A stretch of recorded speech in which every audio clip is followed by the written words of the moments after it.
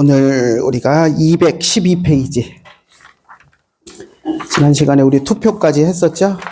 투표하는 거. 212페이지 교회 예배 의식 봅시다. 우리 헌법체계는 헌법체계 그 정치 부분, 우리가 이제 제4부 정치 부분을 주로 보고 있는데, 여기에서 예배 의식은 딱 뭐 반 페이지, 한 3분의 2페이지 정도 나와요. 우리 강의 한 112페이지에 해놓은 제7장 교회 예배 의식 해가지고 나와 있는 딱 그것만 나옵니다. 그리고 요거에 대한 자세한 내용을 7부 예배 모범에서 이제 자세하게 다루고 있기 때문에 여기서 같이 섞어서 예배 모범 걸 끌어와서 같이 제가 강의 안에 섞어놨고, 그래서 같이 강의해 나가도록 하겠습니다. 먼저 112페이지 보면 우리 4장 정치 부분에서 예배 의식에 나와 있는 거 그거 한번 먼저 볼게요. 교회는 마땅히 교회 머리 대신 그리스도의 설립하신 예배 의식을 준수할지니 그 예식은 아래와 같다. 이거 너무 벅벅되지 않아요? 괜찮아요? 저는 영 거슬리는데 그냥 해도 되겠죠, 내가? 끄고 그냥 할게요. 자, 그래서 교회가 마땅히 해야 할 예배 예식이다라고 이야기하고 있어요. 그리고 1번 이제 기도부터 해서 1 기도, 2 찬송, 3 성경 해석해서 쭉 이야기하고 있는데, 세례, 성찬, 금식과 감사, 성경 문답, 헌금, 권징, 축복 11가지를 이야기를 하고 있습니다. 그리고 성경 구절만 이렇게 해놨는데, 어떤 게 보면 중간에 쭉 보면 이게 예배 예식이야? 하고 생각할 만한 것도 있어요. 특히 예를 들면 권징 같은 거, 10번 권징 같은 거, 권징이 예배 예식이라고? 이렇게 생각할 수 있어요. 근데 왜 예배 예식에 넣어놨는가 하는 것들, 그리고 그 예배 예식을 우리가 어떻게 이해하면 되는가 하는 것들 지금부터 이제 좀 살펴보도록 하겠습니다. 순서대로 이제 7장 예배 예식에 나와 있는 것까지 함께 해서 보겠습니다. 113페이지 봅시다. 기도부터 볼게요. 기도. 자, 기도에 보면 예배 모범에 이제 공식 기도, 그 다음에 뭐 개인 기도, 개인 기도회, 그리고 은밀 기도와 가정 예배 뭐 이렇게 순서대로 돼 있는데, 공식 기도부터 한번 봅시다. 사실 기도라는 것은 우리 종교개혁자들이 뭐 칼빈도 그렇고요. 칼빈도 기독교 강요에서 하나님이 성도들에게 은혜 주시는 방편으로서 이야기할 때 말씀, 성례, 기도 이렇게 이야기할 정도로 상당히 비중 있게 이야기하는 것입니다. 그래서 예배 예식 속에서 우리가 기도를 아주 중요하게 우리도 여겨야 되고요. 자, 우리 예배 모범에서 공식 기도를 어떻게 이야기하고 있는가 한번 봅시다. 공식 기도는 우리가 공예배 때 이제 기도하는 것을 이야기를 합니다. 그래서 공식 기도 1번부터 먼저 볼게요. 예배당 공식 예배를 시작할 때는 간단한 기도로 함이 옳으니라고 이야기합니다. 여기서 1번에서 이야기하는 것은 시작 기도예요. 예배 시작할 때 시작 기도. 그러니까 시작 기도를 할 때는 간단하게 하라라고 이야기하고 있어요. 자, 예배를 시작하는 기도를 하는데 막 장황하게 5분씩 막 이것도 주십시오, 저것도 주십시오 하고 기도를 하는 것은 옳지 않다는 거예요. 예배를 시작할 때는 예배 시작에 필요한 간단한 내용만 기도를 해라라고 조언을 하고 있고요. 그 뒤에 보면 그럼 뭐 어떤 내용을 예배 시작할 때 기도해야 되는가 하는 것을 보면 3가지로 이야기하는데, 겸비한 태도로 영생하신 하나님의 무한하신 권위를 경배하며, 그러니까 하나님을 높이는, 예배를 시작하면서는 하나님을 높이는 내용을 기도를 해야 된다는 것. 2번째, 우리가 육정으로 인해 하나님께 멀리 떠났던 것과 죄인이 되어 공로 없는 것을 구하고, 그러니까 우리는 죄인이어서 하나님 앞에 예배드릴 만한 자격이 없는 죄인이다라는 것을 인정하고 고백해야 된다는 거고요. 그리고 3번째, 그의 은혜롭게 임하심을 겸손한 마음으로 간구하며 예배에 대하여 성령의 조명과 우리 주 예수 그리스도의 공로로 우리를 용납하여 주시기를 구하라. 그러니까 하나님의 은혜로 우리가 예배 드릴 수 있게 됨을 이야기하면서, 예배 가운데 우리는 예배 드릴 자격이 없는 자지만 하나님의 은혜가 우리에게 임해서 우리의 예배를 하나님이 받아주시기를 바라는 그런 내용을 기도해야 된다라는 것을 이야기합니다. 그러니까 다른 뭐 간구나 이런 것들을 넣지 않고 하나님을 높이고 우리의 무익함과 그리고 하나님이 은혜 베풀어 주셔서 예배를 예배답게 우리의 예배가 하나님 앞에 드려지는 예배가 될 수 있게 해달라는 그 내용이 예배 시작 기도에 들어가야 된다라는 것을 이야기하고 있고요. 자, 2번 봅시다. 2번. 시나 찬송을 부르는 설교하기 전에 신자 일체 소원을 포함한 기도를 할지니. 일종의 대표 기도죠. 대표 기도는 시나 찬송을 부른 후에, 그러니까 이제 예배가 찬송도 부르고 뭐 성시 낭독도 하고 뭐 교동문 같은 거 이런 것들 한 다음에 설교 전에 기도가 들어가는데 그 기도는 성도들의 일체 모든 간구를 포함하는 이제 어떻게 보면 완전한 그런 기도를 해야 된다라고 이야기를 하고 있습니다. 그리고 나서 그 기도를 어떻게 할 것인가 하는 것을 우리에게 제시를 해주고 있는데요. 여러분 교회에서 주일학생들한테 기도 가르치시죠? 기도할 때 어떻게 해야 된다, 어떻게 기도해야 된다, 어떻게 가르치시나요? 손가락 가지고 가르치지 않나요? 저 주일학교 교사할 때 한 40년 전인 것 같은데 이렇게 손가락 가지고 기도를 가르쳤어요. 그렇죠? 하나님 아버지 감사합니다. 용서해 주세요. 이것저것 주세요. 예수님 이름으로 기도합니다. 이렇게 저는 가르쳤거든요. 아마 뭐 비슷할 거예요. 요즘은 뭐 워낙 자료들이 뛰어나니까 뭐 손가락을 쓰지는 않고 더 훌륭한 뭐 시청각 자료나 AI 자료를 써서 하실지는 모르겠지만 내용은 아마 같을 거예요. 우리 예배 모범에서도 같은 내용을 이야기하고 있습니다. 그런데 우리는 5가지로 이야기했는데 예배 모범에서는 6가지로 이야기하고 있어요. 근데 그게 뭐 다른 게 아니고 4번째 간구를 하나님 주세요 하는 것을 다른 사람을 위한 기도, 다른 사람을 위한 간구와 우리 공동체, 나를 위한 기도로 둘로 나눠놨어요. 그래서 간구가 둘로 나눈 것 외에는 똑같습니다. 한번 볼까요? 114페이지 보면 1번부터 봅시다. 하나님 영광을 돌림. 영광을 돌린다라는 것은 하나님께서 세상을 창조하시고 돌보시는 중에 나타나시는 것, 성경 말씀 가운데 분명하고 완벽하게 나타나신 영광과 완전하심을 존중한다. 이렇게 뭐 표현하고 있는데 하나님 아버지를 부르는 겁니다. 우리가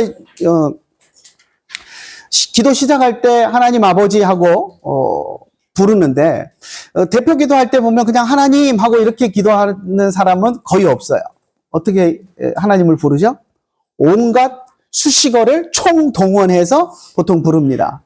근데 그것이 하나님의 영광을 드러내고 하나님을 높이는 방법이에요. 전능하신 하나님, 뭐 이 세상을 창조하시고 우리를 다스리시는 하나님, 뭐 온갖 미사여구를 쓰는데요. 어떻게 보면 그 표현이 하나님을 단순히 그냥 하나님 하고 부르는 게 아니라 하나님을 높이는 것인데 우리의 하나님에 대한 어떤 뭐랄까 신앙 고백 이런 것까지도 어떻게 보면 다 담겨 있는 총체적인 우리 신앙의 표현이다라고 볼 수도 있을 것 같아요. 여러분이 기도할 때 쓰시는 하나님을 나는 어떻게 부르고 있나 하는 것을 한번 생각을 해보세요. 저 같은 경우도 여러분, 제가 수업 시작하고 끝날 때마다 기도를 하는데, 기도할 때마다 시작할 때 하나님을 제가 부르는 걸 아마 거의 90% 이상 똑같이 시작을 했을 거예요. 캐치하신 분 있나요? 전 거의 90% 이상 참 좋으신 하나님이라고 부르면서 기도를 합니다. 제 삶의 고백인 것 같아요. 그게 뭐 제가 의도한 게 아니라 어느 순간 제 기도가 그렇게 고착되고 있더라고요. 하나님은 나에게 참 좋으신 하나님이고 내 삶을 인도하셨고 나에게 항상 좋은 것으로 주시는 하나님, 참 좋으신 하나님. 그게 내 삶의 고백이고 그래서 하나님을 부를 때 저는 항상 참 좋으신 하나님 하고 부르면서 기도를 시작하는 게 거의 뭐 95%? 뭐 가끔 다른 표현을 쓰기도 하지만 거의 고착이 된 것 같아요. 그래서 여러분도 아마 그러지 않을까 싶어요. 근데 칼빈 선생님도 그랬던 것 같아요. 칼빈 선생님 주석을 보면 뭐 제가 칼빈 선생님 기도를 직접 들어보지는 않았지만 칼빈 선생님 주석을 보면 성경 주석하기 전에 늘 기도로 시작하고 기도가 끝나고 기도가 앞뒤로 나오거든요. 근데 거기에 보면 하나님을 부를 때 칼빈 선생님이 늘 100% 쓰시는 하나님을 부르는 호칭이 있어요. 뭐라고 하시는지 아세요? 전능하신 하나님. 칼빈 선생님의 신학의 핵심이 뭐죠? 절대 주권. 하나님의 절대 주권. 그러니까 하나님이 이 세상을 창조하신 창조주로서 이 세상을 다스리시고 전능하신 능력으로 모든 것을 통치하고 계신다라는 그 칼빈 선생님의 그 신앙 고백이 기도에 하나님을 부르는 호칭에 고스란히 담겨 있는 것 같아요. 그래서 하나님을 부르는 것은 그런 하나님에 대한 우리의 신앙 고백을 담아서 하나님을 높여드리는 겁니다. 그래서 첫 번째 하나님을 부르는 것은 하나님께 영광을 돌리는 그런 호칭이고요. 두 번째 감사. 감사도 보면 여기 뭐 제가 다 읽지는 않겠습니다. 우리의 감사를 하나님께 두 번째로 하나님을 부른 다음에 감사를 담아서 기도에 올려야 된다라고 이야기를 해요. 자, 그런데 그 감사에서 빠지지 말아야 될 것은 물론 여러 가지 감사가 있겠죠. 그런데 그 중에 기도할 때 대표 기도를 할 때 빠지지 말아야 할 것은 뭐냐면 예수님을 통해서 우리를 구원해 주신 하나님의 은혜. 그것을 감사하는 것, 그것을 빠뜨려서는 안 된다라고 이야기하고 있고요. 그 다음에 세 번째 자복, 죄에 대한 회개죠. 죄에 대한 회개. 그래서 뭐 알고 지은 죄, 모르고 지은 죄, 또 생각으로 지은 죄, 행위로 지은 죄, 어떤 형태로든지 모든 죄를 하나님 앞에 아뢰고 용서를 구하는 회개가 들어가야 되고요. 그리고 115페이지 4번, 5번에 이제 보통 우리가 기도를 가르칠 때 네 번째로 이야기하는 간구인데요. 다른 사람을 위한 간구, 그리고 그다음 일반 간구, 이렇게 둘로 우리 예배 모범에서는 구분을 해 놓았습니다. 그래서 다른 사람을 위한 기도는 어떻게 보면 좀 범용적인 포괄적인 기도다라고 생각하면 좋을 것 같아요. 뭐 나라를 위한 기도, 우리 사회를 위한 기도, 또 뭐 세계 평화를 위한 기도, 이런 것들. 그래서 다른 사람을 위한 그런 기도들을 우리가 예배 시간에 기도할 때 대표 기도자가 해야 되고, 그리고 그 다음에 이제 다섯 번째로 이야기하는 간구는 우리의 간구, 우리 교회 공동체가 특별히 기도하는 간구, 우리 성도들 가운데 또 어려움을 당한 사람들, 뭐 병든 사람이 있으면 그런 사람들을 위한 기도, 이런 것들까지도 우리가 이제 예배 시간에 할 수 있다는 거죠. 그래서 구체적인 그런 우리를 위한 기도도 해야 된다라는 것. 그리고 여섯 번째 마지막으로 간구할 근거. 여기도 뭐 복잡하게 써놨는데 우리가 하나님 앞에 기도하는 근거는 예수 그리스도의 은혜로 예수님의 공로로 하나님 앞에 나아갈 수 있다라는 거. 그래서 우리 주일학교 학생들한테 가르칠 때 예수님의 이름으로 기도합니다라고 했던 그거 예수님의 이름으로 우리가 하나님 앞에 간구합니다라는 것을 우리가 직접 표현을 해서 드러내야 한다는 것입니다. 그래서 기도는 그렇게 다섯 가지 요소, 간구를 둘로 나눠 놓으면 여섯 가지로 우리 예배 모범에서 이야기하지만 그 요소들이 그 대표 기도 안에 포함되어야 된다는 거. 그래서 성도들에게 우리가 기도를 가르칠 때 성도들 참 대표 기도하는 거 어려워해요. 그런데 이렇게 순서대로 이렇게 기도하시면 됩니다. 이렇게 준비해 오셔서 기도하십시오 하고 평소에 우리가 잘 가르쳐 놓으면 성도들이 또 그렇게 따라서 기도함으로써 예배 기도가 풍성해질 수 있을 줄로 생각합니다. 자, 우리 116페이지 볼까요? 그리고 나서 세 번째, 3번. 그 다음에 이제 설교한 후의 기도를 이야기합니다. 기도가 이제 예배 시간에 여러 번 들어가죠? 설교 후의 기도를 이야기하는데, 설교 후 기도는 설교 말씀에 관계되는 것으로 기도하고, 그리고 그 밖에 또 다른 기도가 들어간다면 그것은 그때 형편에 따라서 한다. 이렇게 기록을 해놨어요. 그러니까 설교 후에도 이제 기도가 들어가는데 그때는 보통 이제 설교자가 기도를 하죠. 그래서 이제 말씀 전한 것을 근거로 해서 그걸 중심으로 이제 그 말씀대로 살아갈 수 있게 해달라라는 그런 기도를 하는데, 아무튼 설교 후의 기도는 설교 말씀을 근거로 해서 기도해야 된다라는 것을 예배 모범에서 가르치고 있습니다. 저는 우리 성도들에게 참 고마웠던 게, 제가 뭐 특별히 가르치지 않았는데, 모르겠어요. 우리 아버지 때에서 잘 가르친 결과였는지는 모르겠는데, 소리가 나네요. 자,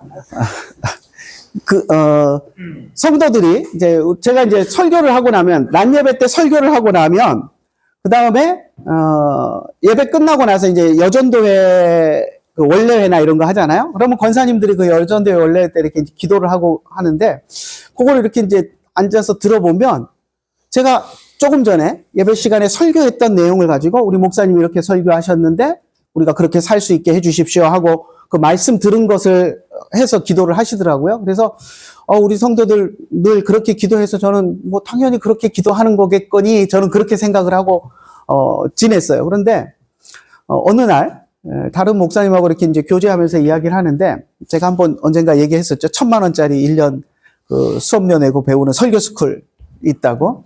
거기 열심히 다니시던 목사님이 뭐 거기서 배운 대로 설교하고 나서 뭐 교회가 변화가 됐다, 막 성도들이 변했다 그러면서 막 자랑을 하시더라고요. 그래서 뭐가 변화됐다 그러나 그러고 이제 열심히 들었어요. 그랬더니 뭘 자랑을 하시냐면 성도들의 기도가 변했대요. 그러면서 하시는 얘기가 성도들이 기도를 하는데 들은 말씀을 근거해서 기도를 한다고. 그 얘기를 하는 거예요. 근데 저는 우리 성도들은 원래 하는 건데 그 생각이 들어서 들으면서 별로 그렇게 큰 감동이 안 됐어요. 근데 모르겠어요. 여러분 교회 성도들 한번 기도하는 거 한번 예배 후에 기도하는 거 들을 기회가 있으면 한번 들어보세요. 어떻게 하는지. 근데 우리 예배 모범에서 예배 후에 하는 기도는 예배 때 들은 말씀에 근거해서 그렇게 기도하는 것이 모범적이다라는 것을 가르치고 있습니다. 그래서 그렇게 안 하고 있는 성도들이 있다면 기회가 되면 여러분들이 예배 후에 말씀 들은 것이 있으면 그것을 근거로 기도하는 것이 바람직하고 좋은 기도의 모범입니다 하고 한번 가르치시는 것도 좋을 것 같아요. 자, 4번 봅시다. 이상 이와 같이 기도 제목은 그 범위가 넓고 종류가 많으니 뭐 해서 이제 그 다음에 기도에 대한 것을 쭉 이야기를 하고 있는데요. 두 번째 줄 볼게요. 당직한 목사의 충성과 생각에 맡긴다. 그러니까 다른 기도는 이제 당직한 목사의 충성과 생각에 맡긴다. 이런 표현을 쓰고 있어요. 좀 특이한 표현이죠? 당직한 목사. 어떤 목사일까요? 당직한 목사. 예배를 담당한 목사를 의미하겠죠? 그러니까 보통 작은 교회 같으면 뭐 담임 목사 얘기겠죠. 근데 우리 큰 교회 같은 경우 부교역자들이 많은 교회는 예배마다 오늘 수요 예배는 누가 좀 담당해서 다 하세요? 뭐 물론 설교를 맡기기도 하지만 설교가 아니더라도 예배 시작부터 해서 누구 책임질 사람을 이렇게 이제 정해주는 경우들이 있잖아요. 담임 목사님들이. 그러면 오늘 수요 예배 찬양 인도부터 해서 책임지는 그분이 어떻게 보면 당직 목사가 되는 거죠. 그 예배에 대한. 그래서 아마 그런 표현인 것 같아요. 그래서 그 예배를 책임진 당직한 목사가 이제 그것을 규모 있게 자기의 생각에 따라서 조율해서 하면 된다라고 이야기하고 있습니다. 그리고 이제 그 다음에 나오는 표현을 우리가 조금 생각해 봐야 되는데요. 우리 장로회가 공식 기도에 일정한 모범을 쫓을 것은 아니나 목사가 예배석에 나오기 전에 반드시 그 설교를 준비하는 것 같이 또한 기도를 준비하는 것이 옳다라고 이야기합니다. 자, 기도를 준비해서 해야 된다는 걸 얘기해요. 자, 기도는 기본적으로 목사의 책임입니다. 목사가 기도를 해야 되는 것이 어떻게 보면 원칙이고요. 근데 꼭 목사가 꼭 해야 되느냐? 그건 아니에요. 하지만 뭐 장로님을 시킬 수도 있고 다른 집사님이나 권사님에게 기도를 시켜서 부탁해서 하게 할 수도 있지만 그 예배의 기도에 대한 전적인 책임은 누구에게 있다고요? 목사에게 있습니다. 그래서 목사가 책임지고 그 기도에 대한 것을 해야 되는데, 자, 기도를 할 때 기도를 맡은 사람, 목사가 되었건 누가 되었건 기도를 맡은 사람은 준비해서 해야 된다는 겁니다. 준비해서. 목사가 설교를 준비하는 것처럼. 여러분, 목사가 설교 준비 안 하고 하나요?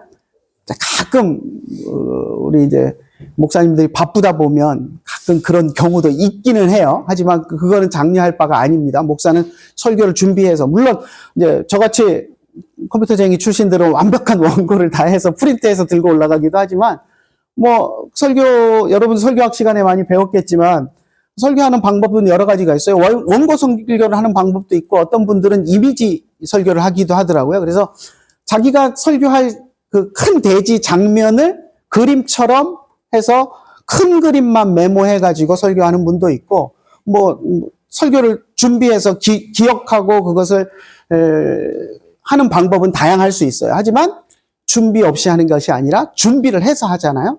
그래서 준비해서 하는 것처럼 기도도 준비해서 해야 된다는 거예요. 그래서 집에서 미리 내가 어떤 말을 기도할지를 준비해서 뭐 적어와도 좋고 안 적어오더라도 이거 기도한 다음에 이번에 기도에 감사는 이런 거 하고 우리 교회 간구할 것은 이런 거 있지, 이런 거 간구해야지 하고 미리 딱 준비해 와서 기도를 해야 된다는 거죠. 가끔 가다 보면 이렇게 기도문을 적어 와서 보고 읽는 분들이 있어요. 근데 그거 보고 예전에 보면 어떤 집사님이, 장로님이 이렇게 이제 기도를 써가지고 와서 읽으니까 장로가 돼가지고 기도를 보고 읽는다고 그러는 분이 있었거든요. 근데 그거는 흉볼 일이 아닙니다.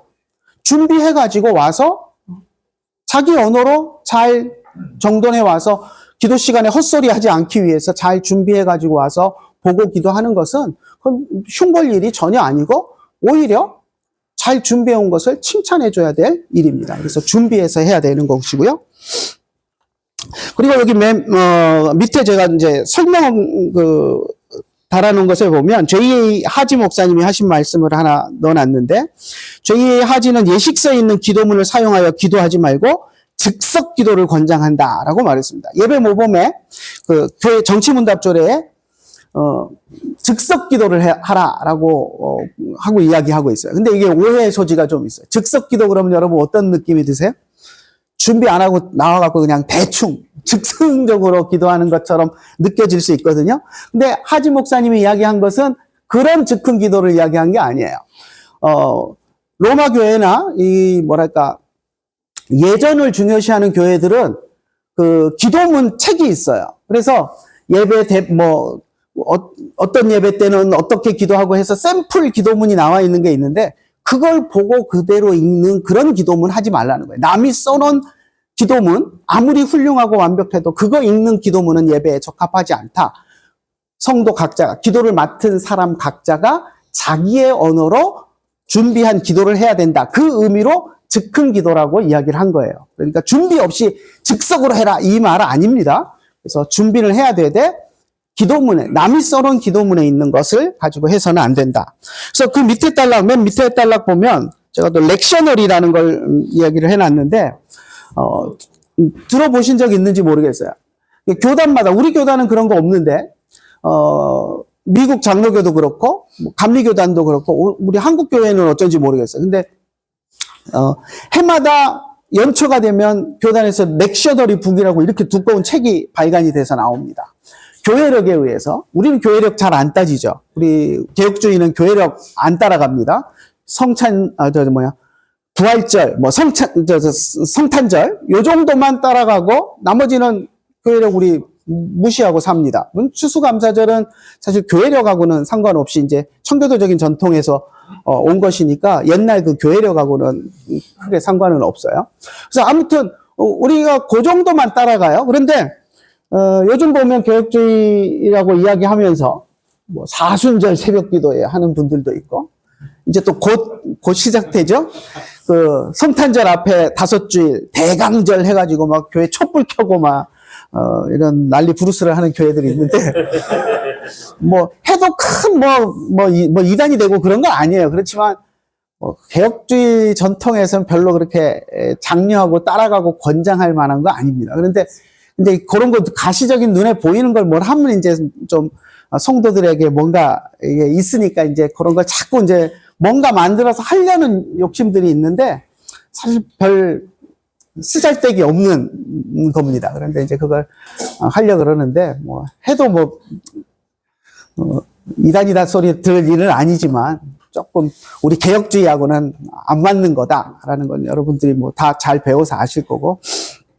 아무튼 그런데 이 종교력에 의해서, 교회력에 의해서 그런 예식을 중요하게 여기는 교단들은 매주 이번 주일은 무슨 몇째 주일이니까 부활절 후 몇째 주일 성령 강림 주일이니까 성경 본문을 신약에서 이거, 구약에서 이거를 택하는 게 좋다 하는 샘플 성경 구절도 넣어놓고 그 성경 구절로 교단의 훌륭한 신학자들이 완벽한 설교문을 작성해서 샘플로 넣어놓고 또 그 주일에 기도는 어떻게 하는 것이 모범이다 하는 기도문도 넣어놓고 찬송가는 어떤 걸 부르는 게 좋다 하는 모든 걸 예시를 다 해가지고 이렇게 가이드북을 만들어 놔요.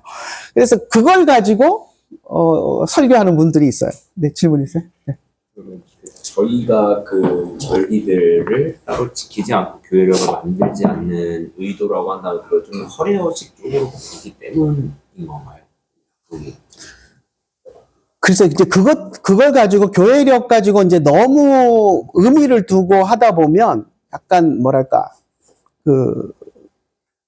잘못된 방향으로 치우칠 수 있으니까. 우리 예전에 로마 교회가 그랬잖아요. 사순절 이렇게 하면서 고기 먹지 말아라, 금식해라, 막 이러면서 어떻게 필요 없이 성도들을 압박하고 또 그걸 하면은 무슨 큰 죄를 지은 것처럼 하고 그거 안 지키면 큰일 나는 것처럼 하고 어떻게 보면 좀 쓸데없는 율법주의로 흘러가니까 이제 그런 걸 방지하기 위한 거죠. 물론 그렇다고 어떤 사람들은 성탄절, 부활절도 없애야 된다, 뭐 이런 주장을 하는 사람도 있어요.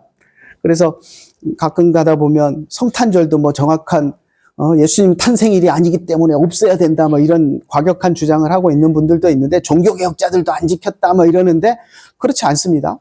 칼빈이 설교한 것들을 보면 딴 때는 우리 종교개혁자들이 갑자기 단어가 생각 안 나네. 연속 강해라고 해서 해왔잖아요. 그래서 마태복음 1장부터 해서 쭉 해오다가 근데 부활절이나 성탄절이 되면, 그러니까 성탄절 예배를 따로 드리지는 않았어요. 근데 성탄절이 있는 제일 가까운 주일날은 연속 강의 해오던 걸 딱 멈추고 성탄절 본문으로 설교하고 부활절에도 부활절 본문으로 설교하고 했어요. 그러니까 우리 종교개혁자들도 부활절과 성탄절은 의미 있게 지켰다라는 것을 우리가 알 수 있거든요. 그러니까 다른 거는 몰라도 성탄절과 부활절은 의미 있게 생각하고 지켰어요. 그러니까 그런 것들을 볼 때 우리가 부활절과 성탄절 지키는 것은 종교개혁 전통에 맞는 거예요. 하지만 그것 외에 다른 절기들은 우리 종교개혁자들이 그렇게 의미를 두지 않았거든요. 그러니까 교회력이 뭐 예전부터 있어 왔지만 그것이 로마 교회에 의해서 자꾸 부풀려지고 더해지고 해서 이제 그렇게 이제 가미되면서 만들어진 거라 다른 것들은 이제 종교개혁자들이 지키지 않았습니다. 그래서 우리가 큰 의미를 두지 않습니다. 그래서 뭐 사순절도 그렇고 대강절도 그렇고 뭐 지킨다고 해서 크게 비난받을 일은 아니에요. 그렇지만 굳이 그걸 지켜야 될 이유도 사실 없는 거죠. 그러니까 지혜롭게 잘 하십시오. 네. 자, 그래서 렉셔너리가 있는데 그래서 이제 여기서 이야기하는 게 기도 같은 거, 그 렉셔너리에 나와 있는 그걸 그대로 앵무새처럼 읊는 것, 그것은 바람직하지 않다. 그래서 성도 본인이 준비해서 기도하는 것이 맞다라고 이야기를 하는 겁니다. 자, 사실 이 렉셔너리 가지고 그게 잘 돼 있는 교단 목사님들은 설교 준비 안 하고도 목회할 수 있어요. 맘만 먹으면. 매주 설교 완벽한 신학자들이 준비해 놓은 설교가 2편씩 있으니까 그거 중에 하나 골라서 읽어보고 요게 더 나은 것 같은데 그러면 이번 주는 요거 그래갖고 그걸로 그냥 설교하면 넘어가는 거예요. 그렇게 하라고 만들어 놓은 거예요, 교단. 그러니까 어떻게 보면 어설픈 목사들이 준비하는 것보다 신학자들이 완벽하게 해놓은 설교를 하는 게 낫다라는 식으로 해놓은 건데 그렇게 제가 볼 때 그렇게 바람직해 보이지 않습니다. 제가 미국에 있을 때 이제 유학생 교회에 맡았을 때 미국 픽시 USA에 속했던 미국 교회 목사님은 매주는 아닌데 아주 자주 렉셔너리 북에 있는 설교를 가지고 설교를 하는 것 같아요. 네. 저렇게 설교하면 목회 거저먹게 하겠다는 생각도 사실은 좀 들더라고요. 그리고 또 이제 뭐랄까 설교가 좀 힘드신 분들한테는 도움이 될 수는 있을 것 같아요. 매번 새로운 설교 내가 준비하는 게 사실 그게 쉬운 일이 아니거든요. 여러분 사실 신학 공부하고 설교학도 해보셨지만 내가 설교를 본문 읽고 주의하고 해서 새로 설교를 준비한다는 게 그게 쉬운 일이 아닙니다. 그리고 한국교회 실정에서 설교를 또 많이 하잖아요. 그런 상황에서 사실 쉬운 일은 아닌데 아무튼 그렇다고 해서 남이 설교해놓은 본문 그거 아무 생각 없이 뺏겨갖고 설교하는 것은 별로 바람직한 일은 아닙니다. 그래서 열심히 준비해서 해야 됩니다. 물론 이제 요즘 그 뭐 기윤실이나 이런 데서 설교 표절 뭐 이런 거 가지고 막 많이 이야기하는데 저는 그분들 입장하고는 좀 반대예요. 그분들은 완전히 모든 목사가 남의 것 전혀 참고하지 않고 완전히 자기 설교를 준비해야 될 것처럼 이야기를 하는데 저는 그거 옳지 않다고 생각합니다. 그럴 여력도 없고 뭐 그렇지 않습니까? 해 아래 새 것이 어디 있습니까? 그죠? 다 남의 거 참고하고 좋은 거 있으면 가져다 쓰는 거죠. 그렇죠? 내가 딴 데 가서 설교를 들었는데 나 은혜 받았어요. 그러면 우리 성도들에게도 그 말씀으로 은혜 끼치고 싶으면 그 설교 그 대지 그대로 따라서 내가 설교할 수 있어요. 그게 윤리적으로 비난받을 일입니까? 저는 아니라고 생각해요. 뭐 표절 이야기 하시는 분들은 자기가 아니고 남의 거 설교 뺏긴 거 아니냐 막 그렇게 하시는데 물론 남이 써놓은 설교 그대로 갖다가 토시 하나도 안 틀리고 읽는 것은 문제가 되겠지만 내가 받은 은혜를 내가 다시 정리해서 내 말로 그 대지는 따라가고 뭐 예화하고 똑같은 거 쓰고 해서 그 흐름은 그대로 가져오지만 내가 받은 은혜를 성도들에게 같은 말씀으로 은혜를 끼치고자 해서 설교문을 그렇게 작성해서 하는 것은 전혀 나쁘지 않다고 저는 생각합니다. 요즘 뭐 AI 문제도 그렇죠? 요즘 우리 설교학 교수님들은 어떻게 얘기하세요? AI 이용해서 설교하고 하는 거? 하지 말라 그러세요? 근데 저는 조금 생각이 달라요. 물론 AI만 하면 안 돼요. AI 거 해갖고 그대로 하면 그건 아니지만 저는 AI 도움을 받는 것은 얼마든지 가능하다고 생각합니다. 하지만 AI를 내가 판단할 줄 알아야죠. AI를 갖고 놀아야죠. 제가 자꾸 삼천포로 빠지면 안 되는데 제가 요즘 어제 저녁에도 그 싱어게인 그 프로 제가 잘 보는데 싱어게인 할 때 보면 재능 있는 가수들이 있어요. 이번에도 보니까 그 고등학생 가수 하나 대단한 가수가 하나 있던데 이제 뭐 다 천재형 아티스트다라고 심사위원들이 막 평가를 하고 그러는데 그 심사위원들이 하는 이야기가 뭐냐면 재능이 엄청난데 딴 사람들은 재능이 있는 사람들 가운데 보면 그 재능에 눌려가지고 자기 재능에 어떻게 보면 짓눌려 있는 모습이 보이는데 이 친구는 자기 재능을 가지고 논다라는 표현을 쓰더라고요. 자기 재능을 컨트롤할 줄 안다. 근데 저는 AI도 그런 문제라고 생각해요. 내가 AI에 지배당하면 그거는 잘못된 겁니다. 근데 내가 AI를 가지고 놀 수 있으면 AI 사용하는 거 얼마든지 할 수 있다고 생각합니다. 그러니까 예전에 제가 AI 세미나는 아니고 이제 뭐 하다가 딴 데서 이제 AI 가르치시는 분이 와가지고 잠깐 이야기를 하는데 저는 그분 생각하고는 완전히 반대였어요. 그분은 뭐라고 이야기하냐면 신학할 필요가 없다는 거예요. 그러면서 칼빈주의로 해서 이 본문을 가지고 칼빈주의 설교를 해줘 그러면 AI가 다 해준다는 거예요. 그럼 그거 갖고 설교하면 된대요. 자기가 칼빈주의 신학 목사면. 그래서 이거 봉 쪘어요. 그게 그럼 AI가 그걸 칼빈주의를 했는지 안 했는지 어떻게 아냐. 그러니까 AI가 훌륭해서 칼빈주의를 다 해준대요. 칼빈주의를 해주려면. 저는 그건 반대입니다. 내가 철저히 칼빈주의 신학이 있어서 이 본문을 가지고 어떻게 아이디어를 가지고 설교할지 좀 감이 안 와서 야, 이 학과를 가지고 이렇게 이런 내용으로 칼빈주의적인 설교를 한번 해줘봐.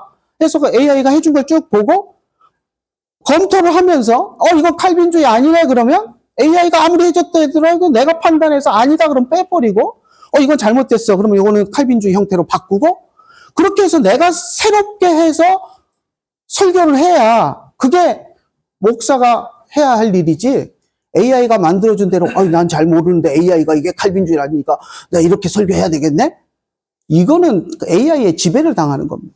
우리가 AI의 지배를 당하면 안 돼. AI는 그냥 도구로 우리가 써먹는 겁니다. 내가 하기 귀찮은 일 AI한테 시켜서 결과물 보고 내가 판단해서 이놈 잘했네 싶으면 수용하고 이놈은 엉터리네 그럼 버리고 그걸 내가 해야 되는 거지 AI는 도구에 불과한 거예요. 그래서 저도 요즘 이제 책 쓰고 하면서 AI 도움을 많이 받아요. 제가 잘 모르는 부분에 이거 헨리 8세가 이랬는데 이거 아니냐? 그러고 물어보면 걔가 쫙 대답해줘요. 그러면 그거 읽어보고 좀 이상하면 또 다른 자료 찾아보고 또 제미나이한테 물어봤는데 좀 이상해. 그러면 GPT한테 또 물어보고 해서 비교도 해보고 그러면서 검증해가지고 내가 수용할 수 있는 것만 가져다 쓰는 거예요. 그리고 내가 기억이 가물가물 하잖아요. 예전에 했던 것도. 그러면 물어봐요. 그러면 대답해주면 맞아.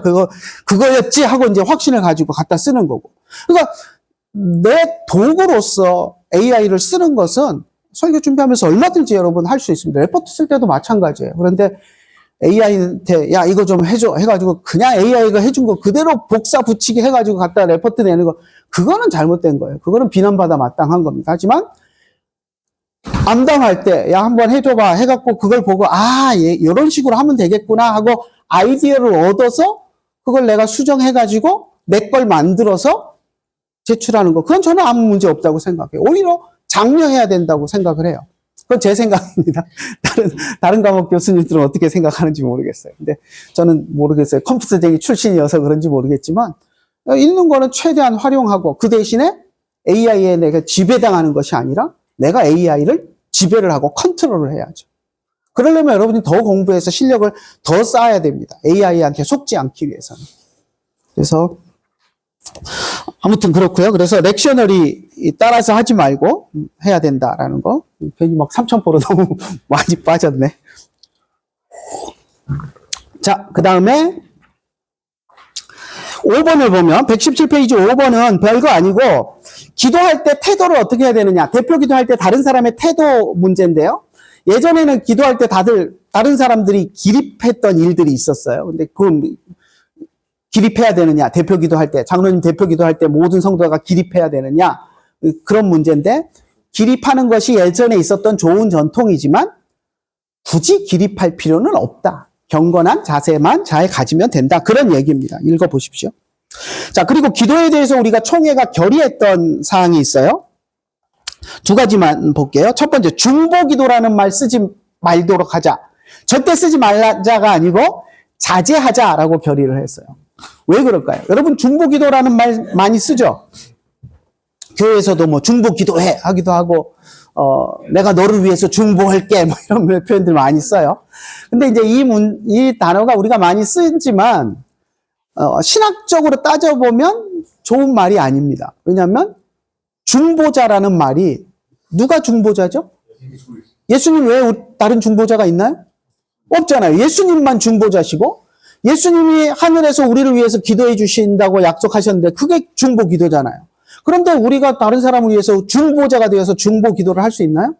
없거든요. 그건 신학적으로 그런 문제가 있기 때문에 그런 문제가 있는 단어는 자제하자. 이미 성도들이 많이 쓰고 있는 거니까 절대 쓰지 말자까지는 하기 어렵지만 신학적으로 옳은 표현은 아니니까 자제하자, 쓰지 말도록 하자라고 우리가 총회에서 그렇게 결의를 했습니다. 그래서 여러분이 알고 계시고 가급적이면 그런 의미에서 쓰지 않도록 하는 것이 좋겠다. 두 번째, 축도 전 기도는 축도와 구분한다. 이것도 뭐 사실 별건 아닌데 뭔 의미냐면 축도를 맡은 분이 이제 축도만 하면 되는데 나와서 이제는 하고 그냥 축도만 하면 되는데 이제 임직식 같은 데 가보면 축도 시켜놨는데 꼭 나와가지고 임직자들이 뭐 잘 직분을 감당하게 해주십시오 하고 막 사전에 기도를 한 판 하고 그리고 나서 축도로 넘어가시는 분들이 있어요. 그럴 때 그 앞에 기도와 축도를 어떻게 해야 되느냐? 예수님의 이름으로 기도합니다 하고 기도를 끝내고 축도해야 되느냐? 이어지는 축도의 한 부분으로 보고 그냥 축도로 이어지면 되느냐? 근데 앞에 기도한 내용이 그러면 예수님의 이름으로 기도합니다가 안 나오잖아요. 축도는. 그죠? 그러니까 어떻게 해야 되느냐? 이 논란이 있었어요, 예전에. 그래서 우리 총회에서 어떻게 결의를 했냐면 앞에 축도 외에 들어간 기도는 예수님의 이름으로 기도합니다 하고 아멘 하고 끝내고 축도로 들어가는 것이 옳다라고 결의를 했습니다. 그러니까 여러분이 만약에 이제 나중에 안수받고 축도를 할 상황이 됐는데 앞에 뭔가 좀 한두 마디라도 기도를 넣고 싶다라고 할 때는 기도하고 예수님의 이름으로 기도합니다. 아멘 하고 나서 이제는 하고 축도를 들어가는 것이 우리 예배 모범에 맞는 것이다. 그렇다고 여러분 교회에서 담임 목사님이 축도 전에 기도하고 예수님의 이름으로 기도합니다 안 끝냈다고 목사님 그거 잘못된 겁니다. 총회 결의사항 위반입니다. 이러지 마세요. 그거 별로 중요한 거 아닙니다. 그러니까 알고 계시고 우리 결의사항대로 우리가 가급적이면 따르자라는 이야기예요. 그리고 저도 그걸 알고 있지만 하다 보면 예수님의 이름으로 기도합니다 빼먹고 그냥 축도로 넘어가는 경우 종종 있어요. 그러니까 그걸 가지고 뭐 비난거리를 삼고 이러자는 이야기는 아니니까 그냥 여러분이 알고 계시고 여러분이 그런 기회가 된다면 그것은 기도는 예수님의 이름으로 기도합니다 하고 끝내고 축도로 넘어가는 것이 훨씬 더 깔끔하고 아름다운 예전에 맞는 형식이다라고 알고 계시고 사용하시면 되겠습니다.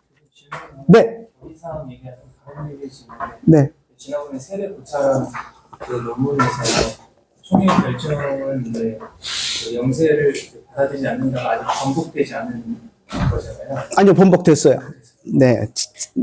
재작년 총회에서 다시 번복돼서 영세는 인정하는 걸로 결정 났습니다. 그럼 만약에 번복되지 않아서 다른 사안으로 그런 좀 뭔가 신학적으로나 역사적으로 생각했을 때 목회자 개인이나 노래 차원에서 이 문제가 있다라고 생각을 했는데 총회는 그렇게 결정을 했다면 총회를 따르는 게 맞는 건지 아니면 본인 자체적인 어떤 신학적인 양심을 따라서 할 수 있는 건지 그런 좀 실질적인 측면이 좀 제 기준은 그래요. 복음을 위배하는 결정을 총회가 했다면 안 따라야죠. 만약에 우리 옛날에 했던 신사참배 같은 결정 이런 것은 따를 수 없죠. 그러면서 계속 잘못됐다라고 외치면서 고쳐야 되고 나는 따를 수 없다라는 걸 입장을 표명을 하고 안 따라야 맞겠죠. 내 신앙의 양심에 걸리니까. 하지만 우리 루터가 얘기한 것처럼 비본질적인 것이 있잖아요. 영세 문제도 그렇잖아요. 어떤 신학적으로 우리가 과거 해왔던 그 전통이나 역사적인 신학적인 맥락을 따지면 인정하는 것이 맞다라고 생각되지만 그거 인정하고 안 하고 그게 무슨 우리의 목에 칼이 들어와도 지켜야 될 신앙 양심하고 직결되는 문제는 아니잖아요. 그러니까 그런 경우는 잘못됐다라는 목소리는 내지만 일단 총회에서 결의를 했으면 고쳐지기 전까지는 따르는 게 옳지 않나. 저는 그렇게 생각을 합니다. 그러니까 그건 우리가 이제 판단을 잘 해야 되죠. 못 따르겠다 그러면 이제 교단 탈퇴하고 나가는 결정을 하더라도 끝까지 나는 지켜야 되겠다 하는 것이고, 그렇지 않고 옳지 않지만 그것은 내 신앙의 본질의 문제, 구원의 문제와 복음의 문제와 연관되는 것은 아니다라고 생각한다면 일단 총회 안에 있으면서 그것은 옳지 않으니 고치자 하는 목소리를 계속 내는 것, 그것이 옳지 않나, 저는 개인적으로 그렇게 생각합니다. 그리고 문제가 나왔으니까 얘기할게요. 제가 지금 여러분 레포트를 읽고 있는데, 우리 이제 그 영세 문제는 우리 총회에서 이제 잘못된 걸 인정하고 10년 만에 다시 천주교 영세 인정하는 걸로 재작년에 이제 다시 결의를 했습니다. 그래서 돌아갔어요. 근데 제가 여러분들 레포트를 읽으면서 하나 우려스러운 게 있어서 여러분들이 오해하시는 분들이 많은 것 같아서 제가 좀 짚고 넘어가려고 하는데, 뭐냐면 우리가 많은 분들이 어떻게 이해를 하냐면 삼위일체가 세례의 핵심이고 그걸 지켰으니 천주교 영세는 옳은 것이고 우리가 그래서 인정한다. 딱 이렇게 이해를 하시는 분들이 있어요. 근데 있다 보니까 그 인정을 어떻게 이해를 하시냐면, 천주교 세례 받은 것 삼위일체 인정하니까 우리하고 세례 똑같고, 그러니 천주교에서 세례 받아도 우리가 똑같은 세례교인이고 아무런 구분이 없는 것처럼 우리와 신앙의 동질성이 있는 세례다, 이렇게 생각하시는 분들이 있는데 그거 아닙니다. 천주교 세례 받았다고 우리 교회 와가지고 그냥 성찬 같이 참여하고 할 수 있습니까? 같은 세례 받았으니까? 아니에요. 그거 절대 아니에요. 그 천주교 세례, 우리 세례와 다릅니다. 왜? 신앙 고백이 다르니까.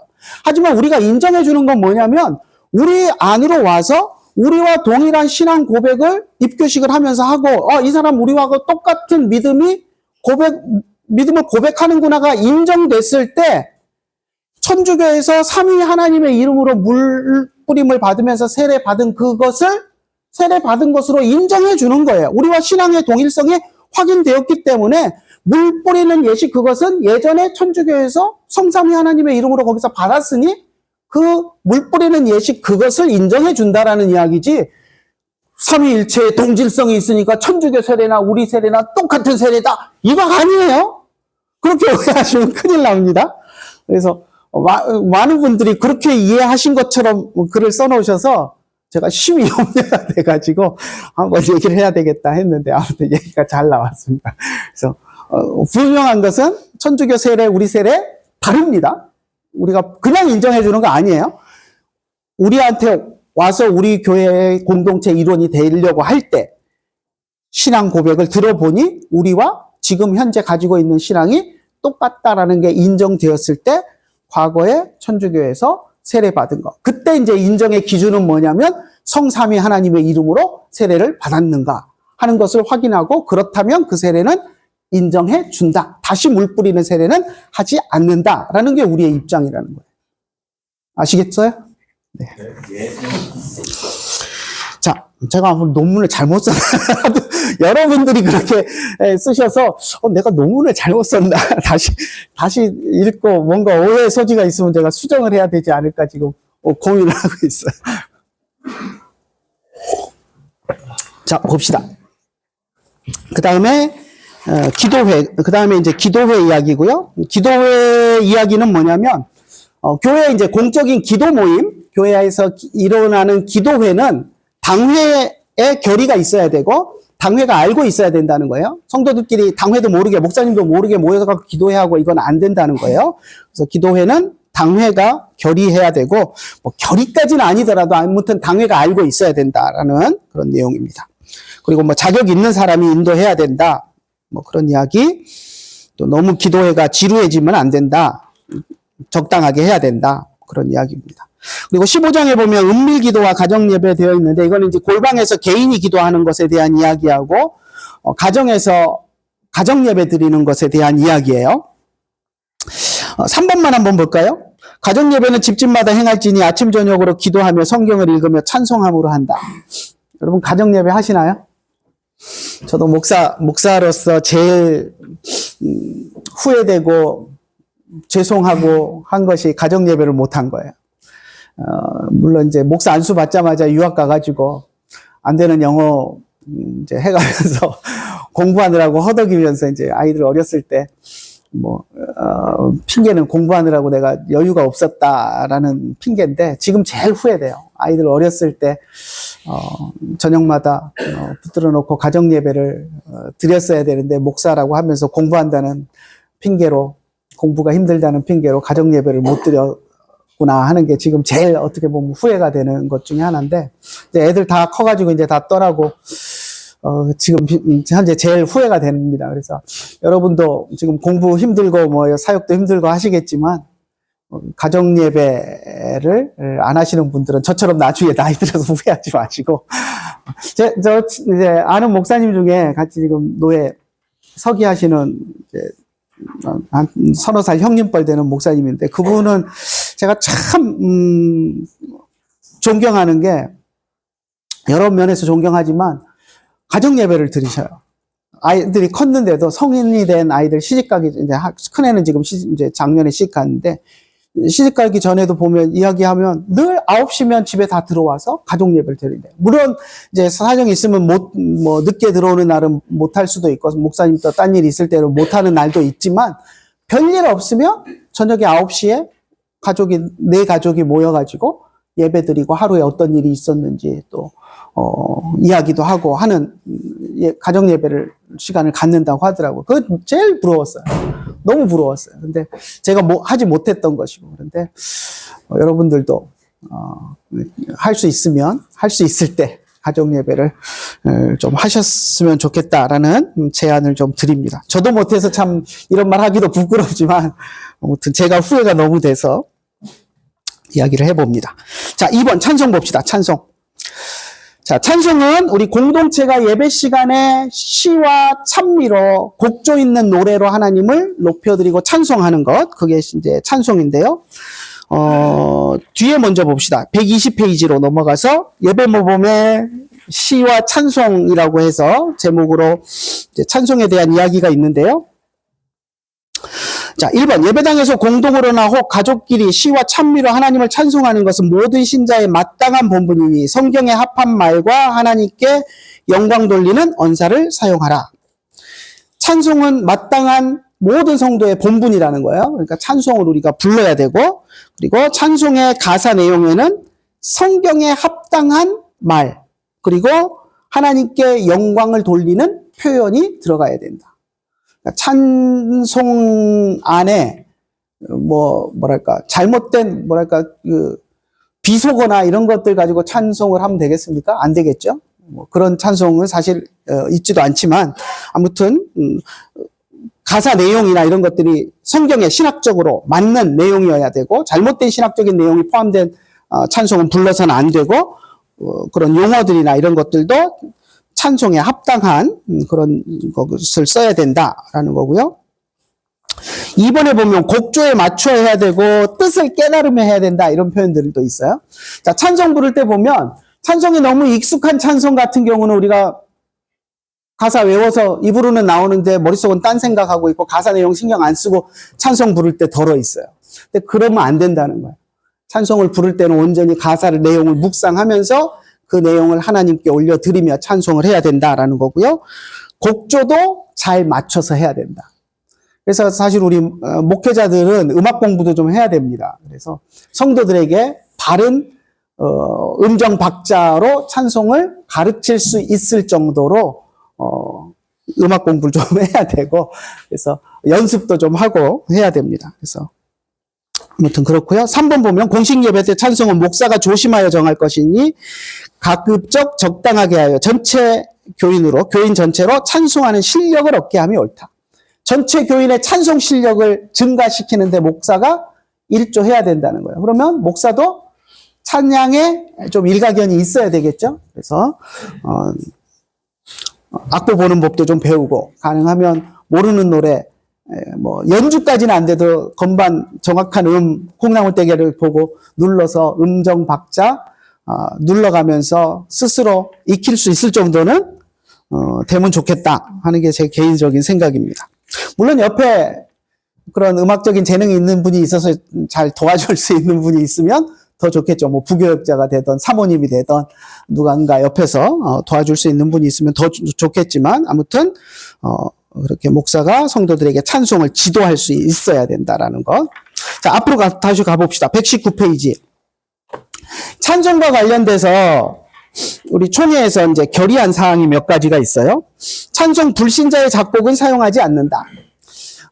이런 결의를 한 것은 그 모든 곡은 작곡자의 그런 뭐랄까 영성이 들어간다라고 보는 것이죠. 그래서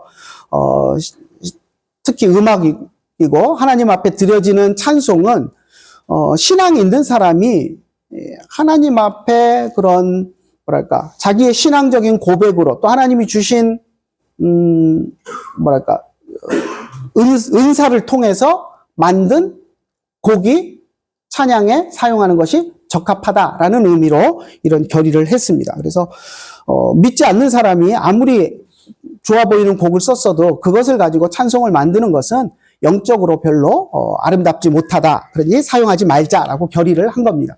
근데 이건 이제 옛날에 또 작곡된 그런 내용들은 이미 우리 찬송 안에 들어와 있는 것들도 있어요. 그런 것들까지 거부하지는 않고 이제 앞으로 그렇게 하자라고 이제 결의를 한 것이고요. 우리 찬송에 보면 사실 믿는 사람이 작곡했다고 보기 어려운 곡들도 꽤 있습니다. 정체불명의 뭐 민요곡 이런 데다가 찬송곡 붙인 것도 있고 이제 그걸 영적인 찬송이 있다라고 할 수 있는가? 옛날 우리 그랬잖아요. 우리 초창기 우리 한국 선교 초기에도 그 일본 무슨 뭐랄까 뭐죠? 그 가요라 그래. 일본 가요라 그러나요? 뭐 기미가요 이런 데다가 창가가요 이런 데다가 가사 붙여가지고 뭐 지금까지도 그 옛날 나이 드신 분들 많이 부르는 그런 곡들은 있잖아요. 근데 이제 처음 노래 곡이 사실 많지 않았기 때문에 그 당시에는 이제 그것이 가능했지만 그리고 그것을 통해서 또 많은 사람이 은혜 받았지만 지금은 이제 작곡자도 풍부하고 하니까 그렇게 사용하지 말자라고 결의를 한 것입니다. 사실 우리 지금 찬송가 안에도 보면 저도 깜짝깜짝 가끔 놀랄 때가 있었는데 그 천부여 의지 없어서 이것도 그 무슨 옛날 그 어디 유럽 그 민요에 붙인 거잖아요. 그래서 졸업식 때 많이 불렀던 그 뭐죠? 오, 오랫동안 사귀었던 정든 내 친구야. 오랫동안 요즘 졸업식 잘 안 부르더라고요. 근데 그거하고 똑같잖아요. 전부여 의지 없어서. 그래서 똑같은 곡이에요. 그 민요곡, 외국 민요곡에다 붙인 거고. 또 제가 한번 놀랬던 것은 고등학교 때 독일어 시간에 독일 국가 교과서에 나온 거 배웠는데 찬송가더라고요. 시온성과 같은 교회 아시나요? 시온성과 같은 교회 그 독일 국가더라고. 국가예요, 국가. Einigkeit und Recht und Freiheit 독일 국가예요. 그래서 제가 고등학교 때 독일어 시간에 배우면서 깜짝 놀랐는데 찬송가인데 그리고 깜짝 놀랐어요. 네, 아무튼 뭐 그런 곡들. 우리 또 아리랑을 갖고 그 CRC 교단 칼빈 신학교가 있는 CRC 교단은 아리랑에다가 찬송가 가사를 입혀가지고 자기들 찬송가에 실었어요, 지금. 그러니까 그런 것들은 아리랑이 사실 하나님 찬송하려고 만든 곡은 아니잖아요. 물론 어떤 분 보니까 우리 민족이 저쪽 수메르 민족에서 떨어져 나와서 뭐 넘어오면서 무슨 고원을 넘어오면서 아리랑 하면서 그 알이 우리 히브리어 엘로힘의 엘과 같은 어원이다. 그래서 하나님과 함께 그러면서 고백대를 넘어왔다는 야사 같은 이야기를 하시는 분도 있지만 뭐 그걸 우리가 믿을 수는 없고 아무튼 아리랑이 뭐 하나님을 찬양하는 곡이라고 보기는 어려운데 아무튼 우리 민요곡을 미국 사람들이 가져다가 거기다가 곡을 붙여서 찬송을 쓰기도 하고 하지만 아무튼 그런 특수한 경우들이 있지만 앞으로 우리가 새롭게 찬송곡을 만들 때는 불신자의 곡은 사용하지 말자라고 했습니다. 자, 그리고 또 하나 금지곡이 하나 있습니다. 582장. 어둠 밤 마음에 잠겨. 아시나요? 어둠 밤 마음에 잠겨. 계명성 동쪽에 밝아 하면서 하는 노래 있어요. 후렴 들으면 여러분 아실 텐데. 후렴. 네, 고요한 아침의 나라. 고요한 아침의 나라 하는 거 여러분 아실 거예요. 근데 우리 총회에서 금지곡으로 정했습니다. 근데 이번 노회 때, 봄노회 때 제가 깜짝 놀랐는데 제가 이제 수업하느라고 봄노회 순서 이거 하고 하는데 임원회를 참석을 못했어요. 그랬는데 노회석상에 이제 기도 순서가 떠서 개회 예배 때 앉아 있는데 화면에 찬송가가 떡 뜨는데 이게 뜨는 거예요. 제가 뜬금했어요. 그래가지고 우리 노회장님이 그거를 찬송으로 골라 놓으셨더라고요. 근데 앞에 이제 또 개혁 측에서 옛날에 증경 총회장도 하셨던 이제 쟁쟁한 분들이 앉아있는데 이분들 또 분명히 또 이거 금지곡인데 하고 또 트집을 잡으실 텐데 우리 노회장님 또 한 소리 듣겠구나 이제 속으로 이제 해가지고 그러고 긴장하고 있었는데 모르고 그냥 지나가셔서 다행히 요건 안 먹었는데 아무튼 이 흠이 되면 안 됩니다. 여러분 가운데도 이제 모르겠어요. 선배들 가운데 보면 이거 이제 배우고 나서 그래서 지난번에 장로님한테 이거 골랐다고 혼난 적 있다는 이야기 하신 분도 있었어요. 근데 이제 가끔 아시는 장로님들은 이거 이제 우리 부목사님들이나 전도사님들이 이 찬송 부르면 나중에 뒤로 조용히 불러가지고 금지곡이야 부르지 마 앞으로 그러고 이제 이렇게 혼내시는 분들이 더러 있습니다. 아무튼 우리 총회에서 금지곡으로 안 부르기로 한 겁니다. 이 이유가 뭐 찬송곡에 적합하지 않다 뭐 이제 그런 이유인데요. 사실 내용을 보면 찬송가라기보다는 민중 찬가예요. 독재 시절에 암울했던 시대를 살았던 우리 기독교 청년들에게 희망을 가지고 살자 하는 새날을 위해서 우리가 기도하면서 기독 청년으로 살아가자 뭐 이런 내용이에요. 그러니까 어떻게 보면 하나님을 찬송하는 노래는 아니다라고 볼 수 있죠. 근데 우리 총회에서 이걸 이제 금지곡으로 결의한 결정적인 이유는 뭐 그런 내용보다 더 결정적인 내용은 그 자유주의 신학자 김재준 목사가 이제 작사하고 또 3절은 또 누구죠? 문익환 목사가 작곡을 했다 그래요. 그러니까 이제 그런 것 때문에 금지를 시킨 게 더 큰 것 같아요. 아무튼 요소는. 아무튼 우리 총회에서 안 부르기로 결의를 한 겁니다. 그럼 찬송가에서 빼면 되지 않느냐? 이런 이야기를 하시는 분들이 있어요. 근데 찬송가 우리가 못 뺍니다. 왜 그렇죠? 여러 교단이 지금 한국 찬송가 같이 쓰기로 해가지고 같이 만들고 있잖아요. 근데 우리 교단만 안 부르기로 결의를 했는데 기장 측이나 통합 측이나 다 이거 아무 문제 없다 그러고 부르고 있는데 우리만 빼자고 해서 뺄 수 있는 게 아닙니다. 그래서 뺄 수는 없지만 우리는 우리 총회는 안 부르기로 결의했으니까 총회 결의를 따라서 우리가 사용하지 않아야 된다. 자, 예배 시에 악기 사용과 복음성가 사용은 찬송가만 사용하고 예배 시 몸가짐은 예배 모범에 따르도록 하라. 이렇게 이제 결의를 했는데, 이것도 좀 악기 사용과 복음성가 사용권은 해놓고 악기 사용 얘기는 안 하고 복음성가 얘기만 하고 있어요. 그래서 옛날에 이제 드럼 같은 거 막 악기 80년대 찬양 붐 일어나고 할 때 이제 그런 거 할 때 드럼을 써야 되느냐 말아야 되느냐. 저 중고등학교 때만 해도 특성할 때 기타 치면서 찬양하고 그러면 불려가서 혼났어요. 어디 예배 시간에 딴따라 악기를 가지고 찬송을 하느냐, 뭐 이러고 혼나고 했던 기억도 있어요. 근데 그런 시절이었거든요. 그러니까 이제 예배 시간에 악기를 어디까지 써야 되느냐. 물론 뭐 저쪽에 뭐 하나님의 교회인가요? 그리스도의 교회. 하나님의 교회는 이단이고, 그리스도의 교회. 거기는 무반주 찬양한다고 하더라고요. 그래서 아예 피아노도 안 쓰고, 그냥 성도들의 그 육성만 가지고 회중 찬양을 한다는 이야기도 하는데, 뭐 악기를 어디까지 쓸 것인가, 이 문제는 사실 교회마다 정할 바예요. 그래서 이제 이런 문제들이 이제 드럼 사용이나 이런 것들에 대해서 이제 나왔는데, 뭐 악기 사용 이 문제에 대해서는 총회가 특별히 언급을 안 하고, 복음성가 사용하는 것에 대해서 예배 때는 찬송가만 사용한다라고 결의를 했습니다. 근데 예배 때 찬송가만 사용한다. 이 예배 때라는 기준은 이제 제가 표현하기는 땡부터 축도까지라고 이야기하는데, 우리 예배 묵도 시작하기 전에 요즘은 잘 안 치는데 땡 종 치고서는 강대상에 종 하나씩 있잖아요. 땡 치고 묵상기도 하심으로 뭐 예배 시작하겠습니다 하잖아요. 그 땡 치는 순간부터 축도까지 요 사이에 들어가는 곡은 찬송가만 한다라고 결의를 했습니다. 그러니까 예배 전에 찬양하는 것들은 복음성가 불러도 총회 결의사항 위반은 아닙니다. 근데 이제 예배 딱 시간 이 안에 들어가는 노래들은 찬송가만 사용한다. 찬송가라는 것은 우리 찬송가 책에 들어있는 곡들.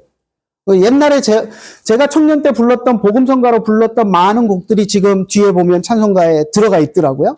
그건 이제 어느 정도 교회 안에서 사용하면서 검증이 돼서 이건 찬송가 곡으로 적합하다라고 이제 검증이 돼서 들어간 것이니까 그것들은 사용할 수 있지만 다른 복음성가들은 사용하지 말자는 거예요. 그 이유는 아직 검증이 안 됐으니 자제하자라는 의미입니다. 근데 뭐 목사님들이 잘 판단해서 충분히 사용하다라고 생각한다면 뭐 써도 큰 문제는 없을 것 같아요. 근데 우리 이제 결의를 했으니까 지켜주는 게 맞고요. 그리고 예배 전 찬양도 아무거나 하는 것이 아니라 우리가 판단해서 이 복음성가는 예배에 적합하다라고 판단하는 것들만 예배 전 찬양으로도 좀 썼으면 좋겠습니다. 그래서 뭐 목사님들이나 전도사님들이 이렇게 이제 찬양 인도를 하고 할 때는 큰 문제는 없는데, 작은 교회 보면 이제 중고등부 애들이 이제 찬양 팀 만들어가지고 이제 예배전 찬양하고 하잖아요.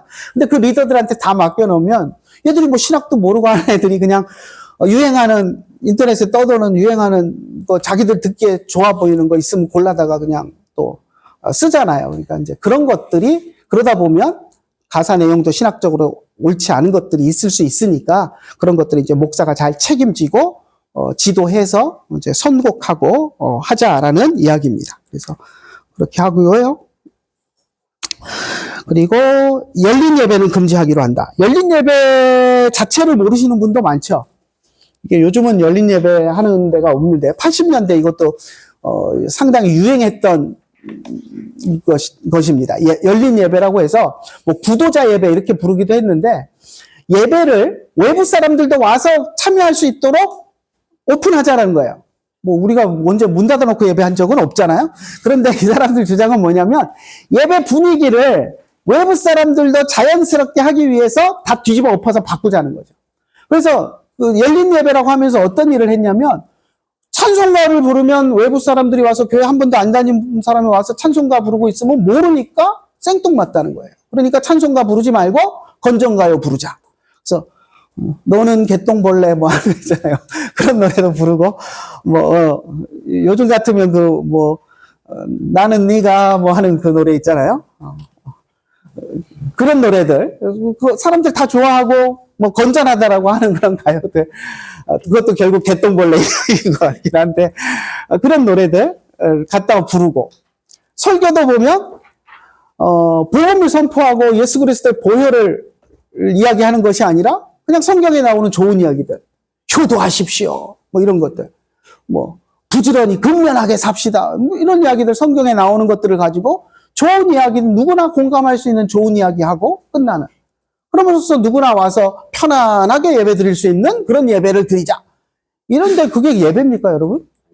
아니잖아요. 그러니까 이제 전도 집회를 하기 위해서 약간 이제 그런 걸 가미해서 하면서 메시지를, 복음을 선포하고 그런 전도 집회라면 가능할지 모르겠지만 교회 안에서 드리는 일반 예배를 그렇게 만드는 것은 이건 아니다 해서 열린 예배는 금한다라는 결의를 했던 겁니다. 그래서 뭐 요즘 열린 예배를 하는 데가 없지만 예배가 무엇인가 하는 것을 우리가 좀 생각하는 차원에서 예배가 이렇게 변질돼서는 안 된다라는 차원에서 좀 생각을 했으면 좋겠습니다. 자, 그 다음에 성경 낭독. 이 120페이지 성경 낭독. 성경 낭독은 성경을 읽는 거예요. 예배 시간에 성경을 읽는 거 참 중요한 요소입니다. 그런데 오늘날 우리 예배를 생각하면 성경 읽는 게 많이 소홀해졌어요. 여러분 성경 얼마나 읽나요? 예배 시간에? 성경 본문 읽는 거 뗄랑 그 끝이죠. 따로 성경을 읽는 거 없어요. 우리 예배 순서에. 뭐 교동문 읽지 않습니까? 이렇게 이야기하는 사람도 있는데 교동문은 그거 딱 선별된 또 찬송가 뒤에 있는 그것만 읽는 거지 성경 봉독이라고 이야기하기는 좀 어려워요. 그런데 우리는 좀 성경 봉독이 소홀해진 측면이 있어요. 만약에 목사님이 설교 본문을 요한복음 3장 16절 하나만 딱 골랐다. 그러면 1시간 내에 예배 드리면서 성경 그거 한 구절 읽고 끝이에요. 그건 좀 아쉬운 측면이 있어요. 근데 성경 봉독은 예배의 중요한 요소입니다. 그래서 좀 물론 이제 설교하는 목사님이 일부러 그 종교개혁 전통에 따라서 렉티오 컨티누나를 해가지고 이렇게 설교 본문을 좀 길게 잡아가지고 한다면 그 본문을 많이 이제 뭐 열 몇 절씩 읽으면서 계속 읽어 나가니까 뭐 그나마 커버가 될 수 있다고 생각되는데 그렇지 않고 주제 설교를 하면서 한두 절 가지고 이렇게 설교를 해버리면 성경 읽는 것이 특히 뭐 목사님에 따라서 구약 선지서 같은 것들을 설교 본문으로 전혀 안 쓰고 복음서 위주로 매주 설교를 한다 그러면 주일날 설교하면서 구약 본문은 완전히 소외되는 한 번도 성도들이 예배 시간에 성경을 구약 본문을 읽어보지 못하는 그런 사태도 생길 수 있어요. 그래서 좀 우리가 성경 읽는 것에 대해서 좀 경각심을 가지고 일부러 좀 의도적으로 넣을 필요도 있습니다. 제가 미국에서 유학할 때 그 유학생 교회 할 때 그 미국 교회가 그건 하나 잘했던 것 같아요. 예배 시간에 설교 본문하고 상관없이 성경 읽기 시간이 있었어요. First Scripture Reading, Second Scripture Reading. 그래서 First Scripture Reading은 구약 본문에서 또 Second Scripture Reading은 신약 본문에서 아마 교회력에 따라서 이렇게 이제 아마 렉셔너리에서 제시한 본문을 읽은 것 같아요. 근데 뭐 그랬거나 어쨌거나 예배 시간에 성경을 읽는 시간이 있어서 장로님이나 누가 대표가 나와서 일정 부분 열 몇 절씩 이렇게 성경을 읽었던 것은 저에게는 참 뭐 고무적인 그런 일이었어요. 그래서 우리 예배도 성경 읽는 그 순서를 교동문 말고라도 좀 넣었으면 좋겠다라고 생각은 하는데 저도 아직 실천은 못하고 있는데 저는 이제 설교 본문을 좀 길게 잡아서 합니다. 그래서 하고 이제 지금은 오후 예배 때 이제 아예 성경 읽고 이제 이렇게 하는 걸로 이제 예배 형태를 바꾸기도 하고 그래서 예배 때 이제 성경 읽는 걸 좀 강조를 하는데 아무튼 그런 식으로라도 우리가 좀 강조를 해야 된다라는 생각이 들고요. 예전에 제가 이제 한 10년 넘은 것 같은데 연세대에서 성경을 낭독하라라는 세미나가 있었어요. 그래서 참여했다가 참 은혜를 많이 받았는데 외국 교수님 한 분이 오셔서 우리 초대교회 전통에서 그 성경 읽는 게 중요했다. 설교자가 없을 땐 성경만 서신서들 사도들이 보내온 거 읽고 끝내기도 했고 구약 성경 본문 읽고 끝내기도 했고 성경을 읽는 것이 예배에서 초대교회 예배에서 중요한 역할을 했다. 그런 이야기도 하셨었고 그게 이제 핸드폰 앱에 드라마 성경 아시는 분 있는지 모르겠어요. 지금 이름 바뀐 것 같은데 저도 옛날에 깔았다 지금은 안 깔려 있는데 드라마 성경이라는 앱이 있었어요. 근데 그거 보급하는 팀들이 이제 그 세미나를 주도를 한 거였는데 이제 어떤 소그룹 하길 때 이제 목사님이나 이런 리더들이 없어서 설교하고 이런 것들이 예배할 때 어려울 때 그냥 앱 틀어가지고 성경 읽는 것만으로도 충분히 가능하다라고 하면서 이제 실사례들을 뭐 군대에서 이제 교회 없는 데 파견 나가 있는 부대들이 중대 군종 뭐 해서 이제 군종병들이 예배 인도하는데 신학도 안 한 사람들이고 이러다 보니까 예배가 어려운데 그런 사람들이 그냥 앱으로 성경 틀어놓고 성경 읽는 걸로 설교를 대신하고 하면서 이렇게 활용 잘하고 있다. 그런 얘기도 했었고요. 하나 이제 고무적이었던 게 뭐냐면 목사님 한 분이 강원도에 있던 어떤 목사님인데 아마 작은 교회 목사님들이 다 공통된 고민인 것 같아요. 설교가 너무 자주 돌아오니까 매번 설교 준비하기 너무 힘들었다는 거예요. 그리고 뭔 일 터지고 초상 터지고 이러면 이제 장례식 치르고 하다 보면 수요 저녁 예배 이럴 때는 설교 준비도 못한 채 예배 시간이 다가와가지고 주님 설교 준비도 못하고 제가 강단에 올라갑니다. 이러고 성경책 하나 들고 가서 횡설수설하다 내려오고 그런 경험이 있으셨다라는 고백을 하면서 그러면서 이제 이 앱을 알고 나서 한 번은 그런 상황이 됐는데 자기 준비도 안 됐는데 설교 횡설수설하는 것보다 그냥 성경 읽는 게 낫겠다 싶어서 성도들한테 솔직히 고백을 하고 제가 설교 준비 못했습니다 하고 오늘은 성경 읽읍시다 그러고 뭐 요나서였나 선지서 하나를 골라가지고 이제 앱 틀어놓고 그냥 처음부터 1절부터 끝까지 같이 읽었대요. 한 20분. 그랬는데 성도들이 읽으면서 울면서 회개하고 막 그런 일들이 일어났다라는 얘기를 하시면서 준비 안 된 어설픈 설교하는 것보다 하나님의 말씀이 능력이 있다라는 걸 생각하고 그냥 성경을 읽는 것만 해도 괜찮다라는 이야기를 하시는데 너무 도전이 됐어요. 저희 개인적으로. 저도 그때, 이제, 미국에서 와서 얼마 안 돼서, 매일 오늘 설교 뭐 하지, 수요일 설교 뭐 하지, 새벽 기도도 막 20분 설교 하던 시절이라, 일주일에 설교를 13편씩 했던 시절이라, 설교를 막 그렇게 헛넘기고 있던 때거든요. 근데 그때 그 말이 너무 도전이 됐어요.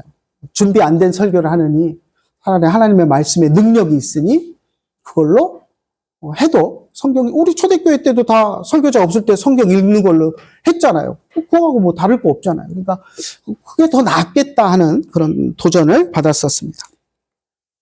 자, 성경 낭독은 그렇고요. 성경 해석과 강도. 이건 설교죠. 설교.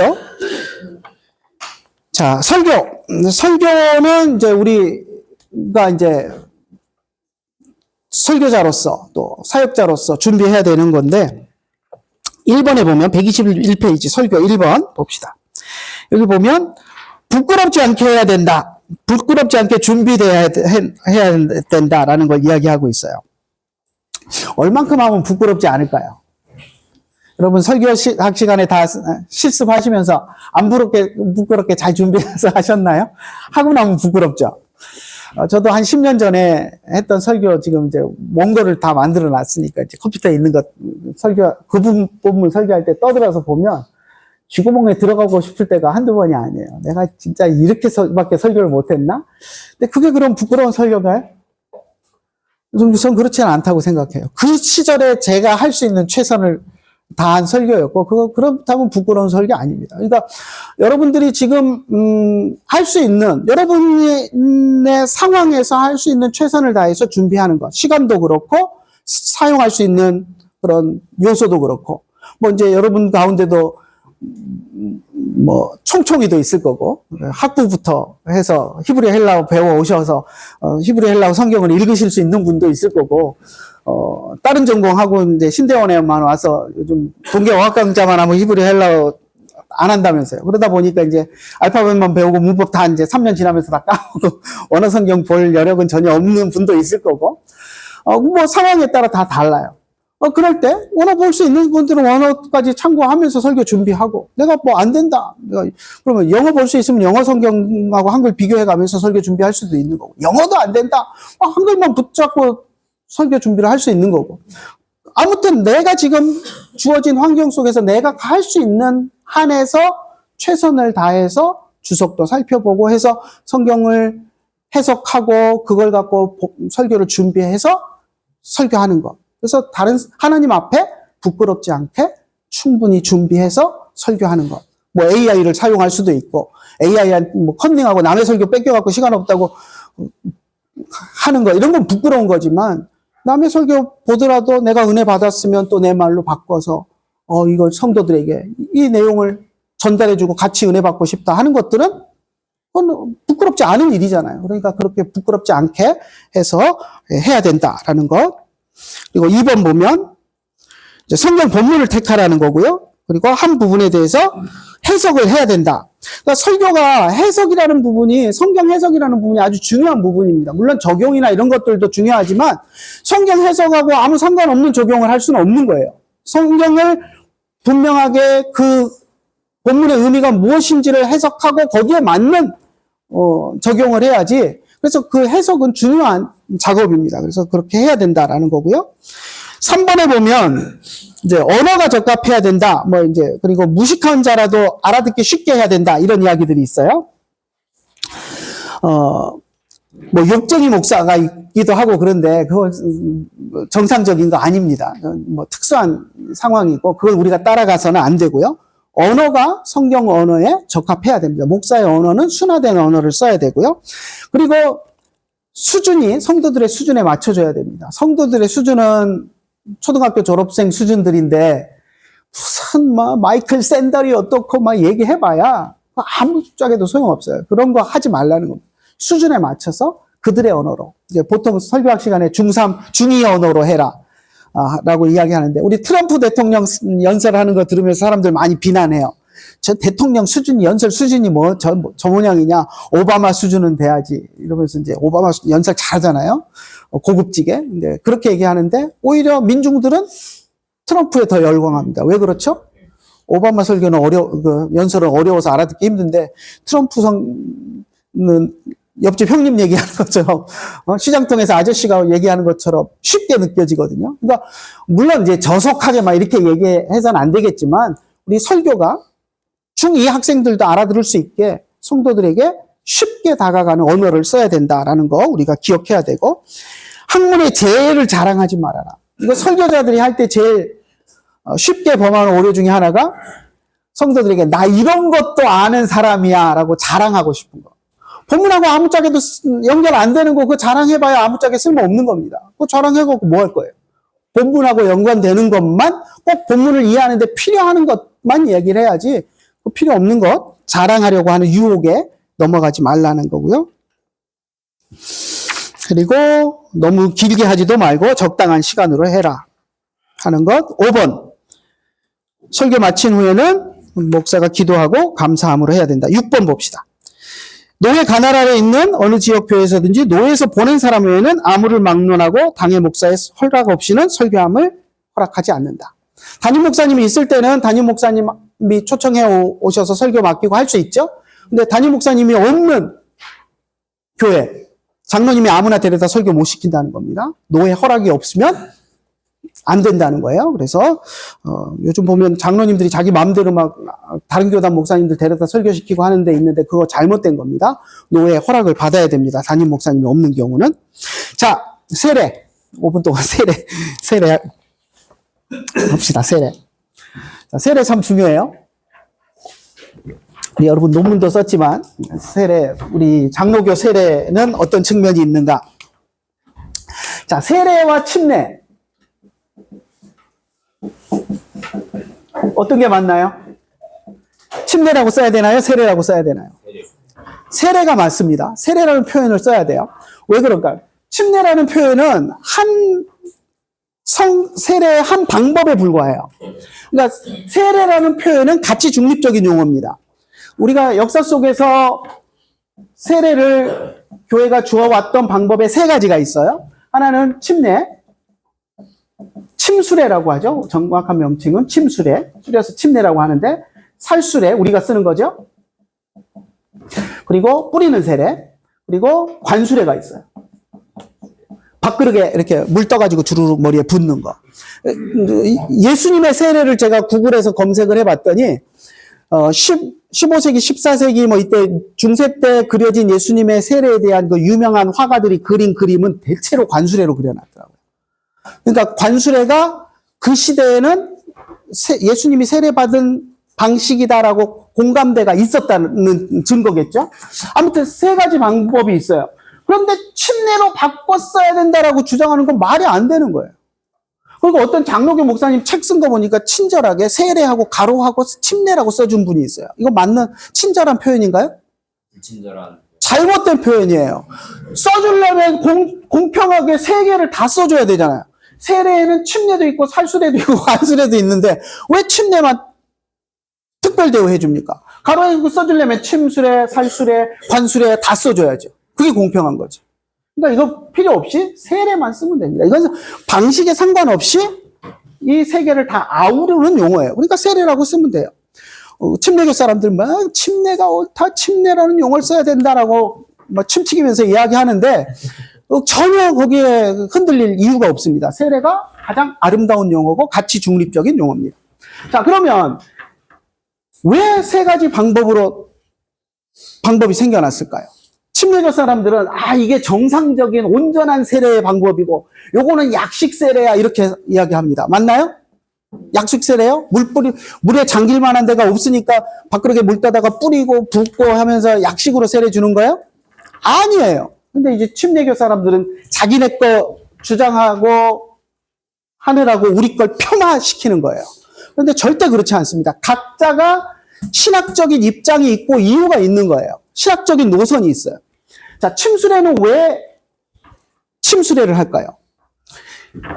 이들은 침수례를 행하는 사람들은 세례의 의미를 강조점을 거듭남에 둡니다. 그러니까 세례의 의미가 여러 가지가 있어요. 그런데 침수례는 거듭남을 강조합니다. 세례의 거듭남의 의미가 있죠? 세례를 받고 우리가 예수님 안에서 새롭게 태어나는 의미가 있어요. 거듭남을 강조해요. 그러다 보니까 거듭남을 제일 잘 표현할 수 있는 방법이 뭐죠? 완전히 죽었다가 들어갔다가 새로 뻥 나오는 거. 새로 태어나는 느낌이 나잖아요. 물속에 완전히 잠겼다가. 마치 아이가 어머니 뱃속에 양수 안에 있다가 양수가 터지면서 나오는 것처럼 물에 완전히 잠겼다가 새롭게 태어나는 그런 느낌. 침수례가 잘 표현하고 있잖아요. 그래서 침수례를 줍니다. 그럼 살수례. 우리는 왜 살수례를 줄까요? 약식 아니에요? 자, 우리는 그럼 신학적인 강조점을 어디에 둘까요? 죄사함에 둡니다. 세례를 죄사함의 세례라고 정의를 하는 거예요. 복음서에 세례 요한의 세례를 평가할 때 한번 보세요. 세례 요한이 요단강가에서 죄사함의 세례를 전파하였다라고 이야기합니다. 죄사함의 세례예요. 세례 요한의 죄사. 그럼 세례 요한이 죄사함의 세례를 어떤 방식으로 했을까를 생각할 때 세례 요한은 어느 가문 출신이죠? 제사장 가문 출신이에요. 하나님이 광야로 안 부르셨으면 제사장이 됐을 사람이에요. 성전에서 하나님을 섬겼을 사람이에요. 어려서부터 제사장 교육을 받고 자랐어요. 그런데 하나님 부르셔서 광야로 나가서 죄사함의 세례를 선포해라라고는 명령을 받았을 때 어떤 방식으로 세례를 했을까요? 제사장적 전통을 따랐겠죠. 구약의 제사장이 죄사함을 어떻게 선포했죠? 우슬초에 물을 적시고 제물에 피를 적셔서 뿌림으로써 죄사함을 선포하고 정결 예식을 행했어요. 그 전통을 잘 아는 세례 요한이 죄사함의 세례를 베풀었을 때 제사장적인 전통에서 뿌리는 세례를 했을 것이라고 우리는 추정하는 거예요. 그래서 그걸 따라서 살수례를 하는 겁니다. 제사장적인 죄사함의 전통을 따라서. 약식 세례 아니에요. 왜 신학적인 입장이 있는 거예요? 그럼 관수례는 붓는 세례를 하는 여기 정교회 쪽에서 많이 하는데 여기는 신학적으로 세례를 어떻게 해석할까요? 성별에 둡니다. 성별. 거듭남, 구분됨. 자, 구약에서 구분할 때, 사람을 구분할 때 어떤 방식을 썼죠?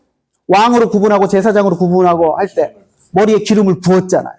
하나님의 백성으로 구분된다라는 것을 신학적으로 강조하니까 물로 세례를 주라고 했으니까 물을 사용하지만 구별함의 예식은 머리에 붓는 예식이다라고 생각하는 거예요. 그래서 관수례를 했어요. 신학적인 입장이 각자가 있는 것이지 물이 없어서 약식으로 주는 거 아닙니다. 근데 침례교는 자기들 것만 주장하느라고 자꾸 우리를 약식 세례라고 이야기하고 자기들 것만 온전하다고 이야기해요.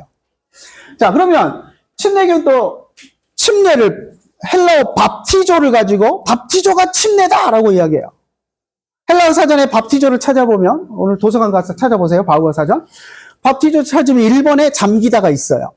근데 그 밑에 보면 씻다, 붓다, 흐르다, 여러 뜻들이 있어요.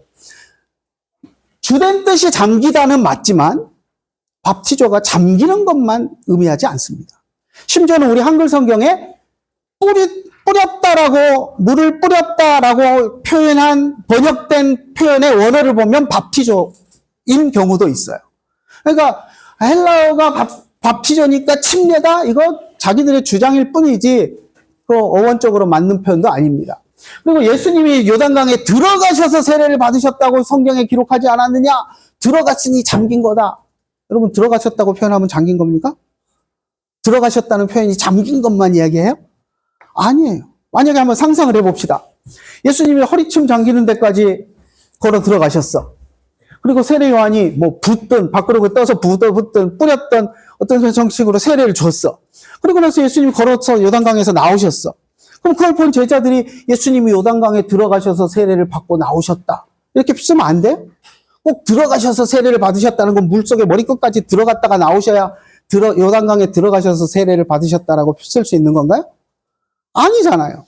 근데 이 사람들은 자기들 거 주장하느라고 그렇게 과격하게 주장을 해요. 근데 우리는 그걸 들으면서 많은 장로교 목사님들이 그러네?